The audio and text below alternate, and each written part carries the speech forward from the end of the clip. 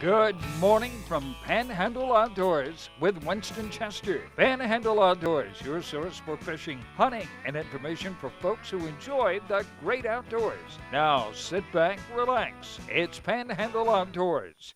Good morning, folks. Welcome to Panhandle Outdoors. I'm Winston Chester. Glad to hear this morning. Got a great show lined up, a lot of good information for you and outdoorsmen. But first, our weather brought to us by Hayden Technical Center at the corner of Baldwin and Highway 77. High today is going to be 82, low tonight 62, and our water temperature jumped up another degree. It's up to 78 degrees.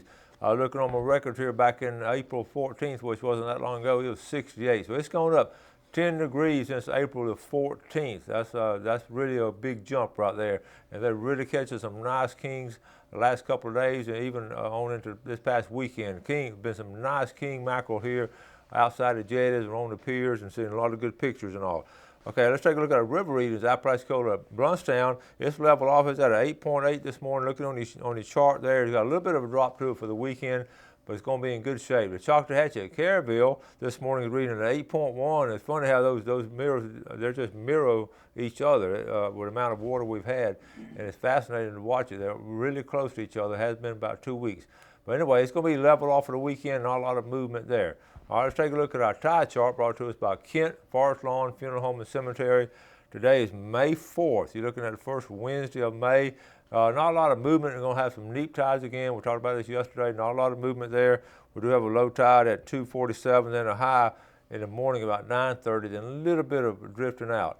But this weekend will be some really good strong tides. And really the tide's been high late in the afternoon. I've noticed at my house just the last week or so, last 3 or 4 days especially, just really strong high tides late in the afternoon.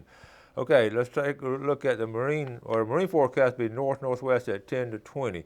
But the biggest thing now is the not much movement today, but on this weekend, if you're planning weekend activities around some bay water, it's going to be some really good strong tides. All right, we're going to take our break and we'll be right back. Welcome back, folks, and welcome to our special guest this morning. You recognize on the end Captain Rick Corley, but our guest, good morning, Dan Cole. Good morning. Glad to have you. Thank you for having me. All right, Rick, I'm going to let you do the honors, and first of all, tell us a little bit about yourself, about what you've been, not about yourself, but tell us about what you've been doing, then let Dan tell us about himself. All right. Well, we're now in the season, and it's busy. We got a survey every day this week, and it's that time of year, so we're turning and burning, as they say. But I've got Dan working with me as a consultant because he's a state certified master electrician, and we're beginning to see more and more particular problems. That's always one of the biggest problems in boating is the electrical system on boats, and it can be probably the most important from the standpoint of protecting lives and also protecting the equipment. Mm-hmm. And so that's the reason I brought some of the books today and had Dan come in with me so we can talk about, because we ran across one the other day that it corrected itself real easily, but it could have had some catastrophic consequences had we not found it. And I want to make some of these people aware, especially some of these people that work around the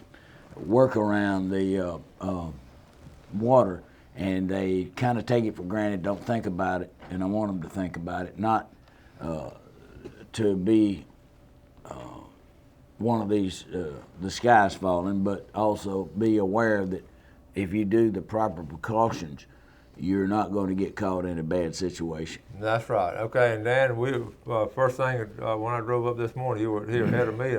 I saw all kind of stickers on the back of your vehicle. I knew right away, outdoors, when I saw the Appalachian Trail symbol. I knew right away. A lot of people don't recognize that, but that stood out to me. So tell us quickly a little bit about your background. You love outdoors, obviously.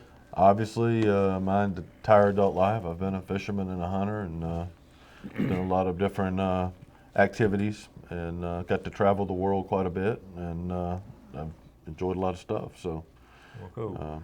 And you live up on northern part of Deer Point Lake now, or is that correct? Yeah, up on Bear Creek. All right. All right, so you, ironically, Rick and I were talking about this on the phone. I looked this up last week. I run across where a couple of teenagers had lost their life up in a lake up in Georgia, in North Georgia, and they jumped in there and got electrocuted in the water and didn't really know the power. And it just hit me. I started reading this and reading up on it. Rick and I talked yesterday about it, so he was good enough to bring you aboard and people don't realize this kind of stuff. I didn't, and I'm an outdoorsman myself, so tell us a little bit about it. Well, there's an astronomical number of young people who are getting killed every year because of improperly wired boat facilities providing power, dock power, shore power, things of that nature. And people don't maintenance their boats. Sometimes they think things are not important, but what happens actually is that they create a situation that is conducive to someone getting hurt or even worse, killed. And what makes electrical drowning death so really bad is usually when it happens, people don't realize what's going on, and their first thing is, someone's struggling, I need to jump in the water and save them. And that just doesn't work out very well because then of course you have a sympathetic victim on top of the primary. So especially around docks, it's very important to remember if someone appears to be in trouble, do not immediately assume to get in the water with them. Try to find something non-conductive and extend a hand to them with it that you might could pull them back to shore. Because there's so many. There's actually an excellent webinar. It's a recording on YouTube, and it's entitled Hot Docks, Hot Boats, and Electrical Drownings. And it's actually presented by a gentleman who is an ABYC certified marine electrician, and he actually lost his own son to this type of tragedy. So it's very important to him to educate the public. And it's about an hour and 30 minutes long, but it gives excellent detail in how to protect yourself and your family and your environment and to be safe boaters where electricity is concerned. And if I may, the acronym he referred to, ABYC, is American Boat and Yacht Council Standards and Recommended Practices. And this is where the Coast Guard defers on boats under 100 gross tons, the smaller boats.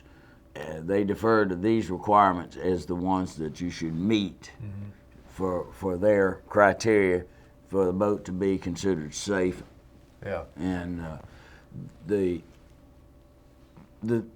I had a situation back when I was 16 years old. We had a neighbor that had a motel and marina up on the other side of the bridge above the lagoon bridge there. And I got a call from his wife one morning, and she says, something's happened to Harry, can you come up here? And I said, yeah.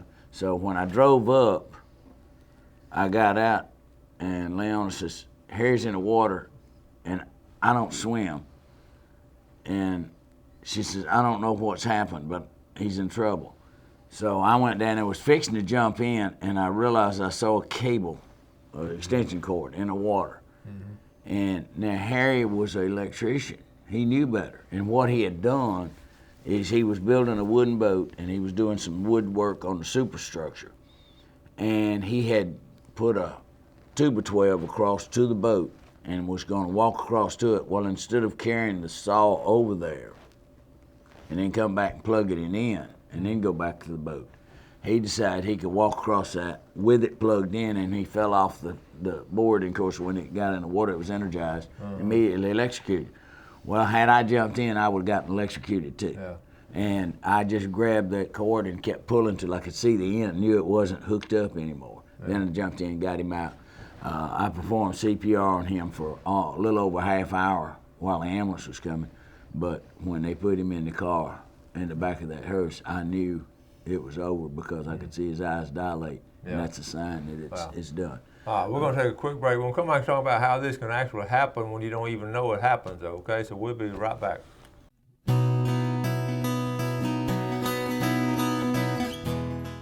All right, welcome back. So, Captain Rick Corey and Dan Cole, and we're talking about a lot of things that I was not aware of as much as I've been outdoors and all, and to see how sometimes the safety factor around docks and all is not really quite as safe as you think it is. And I've documented cases where the ground, basically it's a problem with the ground. Yes. And So tell us a little bit more about it. Well, you can have things like a simple thing. A guy decides he wants to put in a bilge pump. Well, he knows, as they say, just enough to be dangerous. He knows that, oh, okay, I need to open and close the switch, so I put a float switch on my, and I can wire it up. And of course, if you're a house electrician, it's not real critical whether it's on a positive or negative lead, because all you're doing is opening and closing the circuit. Well, on a boat, it is very important, because to keep things safe, you have to have your negative ground in complete continuity all the time, and that protects against corrosion too. Well, if a guy comes down here and puts a bilge pump in his boat, and he puts the bilge pump switch on the negative lead, the only time you got corrosion protection is when that pump's running, because the minute that float switch pops up, it disconnects the ground. Mm-hmm. And now everything around you is getting the heat from your boat. You can create problem for everybody that's tied up around you within a short distance of 50, 60 feet, and they can have corrosion going on their boat.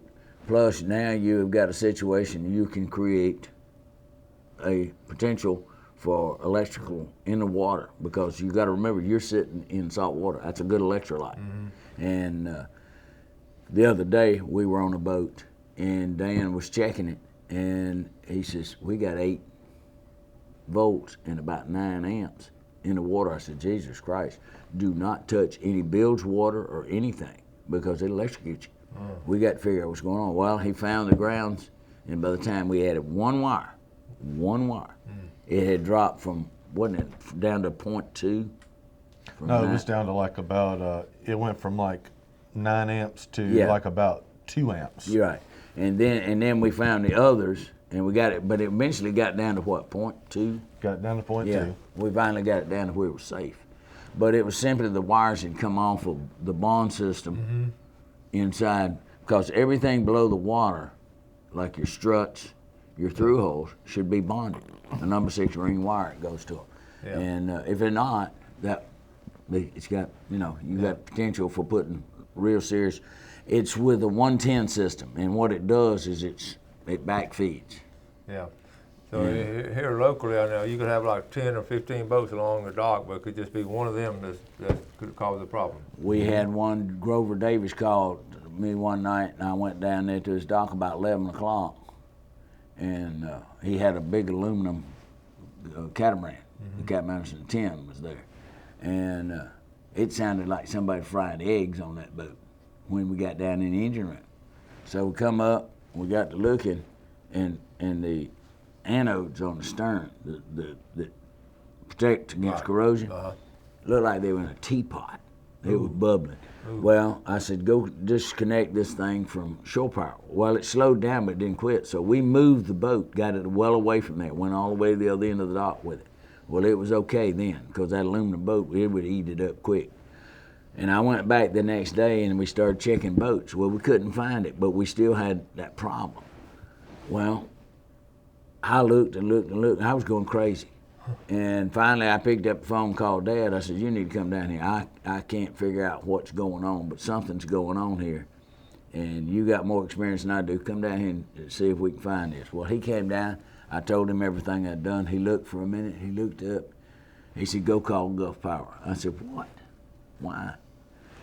He says, I bet you that transformer is leaking, and it's going down that guy wire going into that wet sand, and the boat was sitting out there. It'll complete the circuit because it's going to find its way back. No kidding. And that's what it was doing.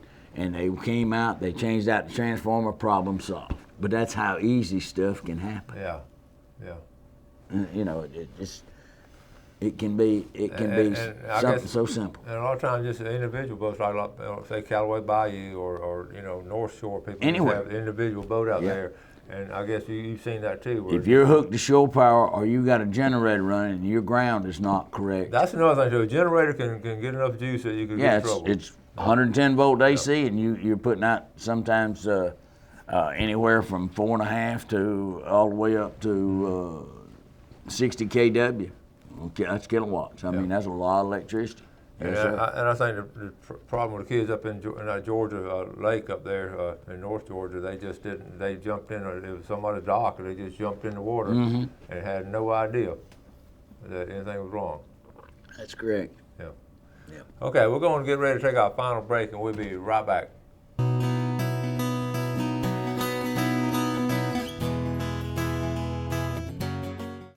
All right, welcome back. We're talking about outdoor stuff, believe it or not. Talking about hunting and fishing. But first, let's do our fishing game time today, brought to us by Barron's Barbecue Shrimp Marinade Sauce. And our time this morning, we're looking at 10:46 to 12:46, right here in the middle of the day. And this evening from 11:14 to 1:14. And you're telling me you enjoy hunting some too, so you get do a little bit of that when you. We do. We enjoy hunting up around a lot of time up around the Bluntstown area, out the area. Okay. And then also we have a few farmers have large crop fields that will actually do depredation hunts to help keep the deer population down, protect their crop too. All right, good deal there. All right, now we talked about all these problems we have, and like I said, I was not aware of it. I went online last night and just saw a whole list of these accidents. I want we may show them to you later, but we're going to talk about how to prevent this and how a lot of people are unaware of it. So tell us, Dan, a little bit about the prevention of it. Well, the first thing, of course, is diagnosing a problem. It's a lot more simple than what one might really think. The boat that Captain Rick was just talking about, when we opened up the hull and was able to see that the grounds were disconnected, the first clue was there was a lot of greening around what should have been grounded connections, and the steering gear was being eat up. It was actually being pitted by the electrical current. So a simple regular electrical amp probe, clamp on type. You can clamp it on your shore power cord. If it evidences any amperage, it should read 0. If it reads any amperage at all, that's how much you're losing through your boat. Another simple test is put it on voltage. Put one lead in where it's touching the grounded part of the shore power receptacle. Put the other lead in the water. And on voltage, that'll read you how many AC volts are in the water, and there shouldn't be any. And a way to make sure that it's not the panel you're plugged into, simple TIG tester. You can get them $10, Home Depot, touch it around the outside of the box. If it doesn't light up, the box is properly grounded, and it's not a problem with the box or the shore power, it is the boat. Okay, that's a good way to do it, and that's a real deal there. Rick, don't you? You see it on a regular basis, don't Yes, you? I do. More than I like. More than you want to, too. I just quickly, I just showed you I did some research. I don't expect you to read this. It's just in reading, but I got 9-page electric shock drownings, and you can see as I go through it up on the screen there, it just one after July. I mean, this is all North Carolina, up north, and a lot of these people, 2 men and a woman, were electrocuted in a irrigation ditch. Okay, she went in to get her dog, and they didn't realize the little wire was in there. So on and on and on about so much of that had happened. So it's evident. I didn't realize the documentation was that strong across the country there. So just be aware of it. And what concerns me is so many people live on the water here in Bay County and Choctawhatchee Bay and Apalachicola Bay, and they plug it in. These guys that go out and they scrub the bottom of boats. Yeah. I've seen them. I've asked a couple of them. I said, "Do y'all ever check this water before you go in?" No. I said, "Are you crazy? You should have a multimeter and at least check that thing before you go get jumping in the water. You could electrocute yourself right here at the dock." And these marinas, that is a potential because you got so much wiring that is right close to water. So it is a potential for it to happen. And it's not that hard to check before you go. It's a simple thing. And personally, I don't want to roll the dice. I wouldn't want to do it. I wouldn't go in there without checking. And again, to make it more real life situation, I just again looked online. Here's 2 young people in the band up there outside of Atlanta, Georgia, and that's exactly what these 2 young people did. Electric shock drowning. You can see it right there. And I got to see one more. This young man here. He was around up in Arkansas, I believe. They just jumped off the dock and they just didn't know the problem right there. So we need to be aware of it as boat owners and going to people's houses and all. Don't let the kids jump off the dock if you see something plugged in, right? Yep. Absolutely. Yeah. Okay, Rick. Now let's. If you have any questions now, you go ahead and call us or get a hold of Rick and all and try to find out about it, or Dan can be able to help you out on it. Sure. Now we got some stuff coming up in November you mentioned real quick. Yes, on November the 1st through the 4th of this year at the Thomas Drive Fire Department, we're going to be using their classroom. They've graciously allowed that. And American Boat and Yacht Council is coming to train, and we're going to have Jeff Sherman, who is outstanding. Not Ed, Jeff. Ed Sherman, I'm sorry. Ed Sherman is coming, and he's the instructor on all systems on the boat. And, of course, it's a 4-day course. If they need a place to stay, they can stay right next door at the Hampton Inn. It's right across the parking lot there. But if they'll check with me or with the American Boat and Yacht Council out of Solomon's Island, Maryland, or Edgewater, Maryland, they can find out about it, and we'll get them in touch. There's only going to be 25 people, but if you work in the marine industry, such as in a shipyard, if you work anywhere around a boat where you're doing repairs, and especially electrical repairs, that type thing, it's important that you become a certified technician. And they will cover all the systems on the boat. It's the full course that'll be all the systems. Later on, we're going to have the electrical system come back and do just the electrical system. But this time, it's all systems on the boat, and it's a 4-day course. Okay. All right, in closing, Dan, do you have anything else you want to add about boating or outdoor stuff? Or? Just that, we've talked a lot about commercial docking facilities, but being an electrician in the area, I've seen a lot of residential applications too where people have private docks, hurricane damage to docks. Maybe the power never was really readdressed properly. So it's something to consider. We all bear responsibility for one another, and a life is an important thing, so we need to protect one another. Well, we certainly appreciate you getting up early and coming on the show this morning. Yes, sir. Thank you for having me. Thank you very much. Thank you. Right. Rick, as always, appreciate you being here. Thank you. It's a pleasure to be here. Y'all got to go to work, don't you? Yep. I'm glad they got to see me this morning. Well, y'all going to have breakfast first, right? Yeah. And then when I retire, I'm going to start joining y'all for breakfast, but I got to go to work too, so that's a shame. Yeah, we keep using that 4-letter word. I don't understand. All right, folks. Thank y'all for watching Panhandle Outdoors. Hope you enjoyed today's show. Any questions, get in touch with us, and we'll try to help you out. Be sure and do something good for your fellow man, and God bless. Thanks for joining us for Panhandle Outdoors with Winston Chester. Panhandle Outdoors features hunting, fishing, and other activities and information to help you enjoy the great outdoors. Join us next time for Panhandle Outdoors.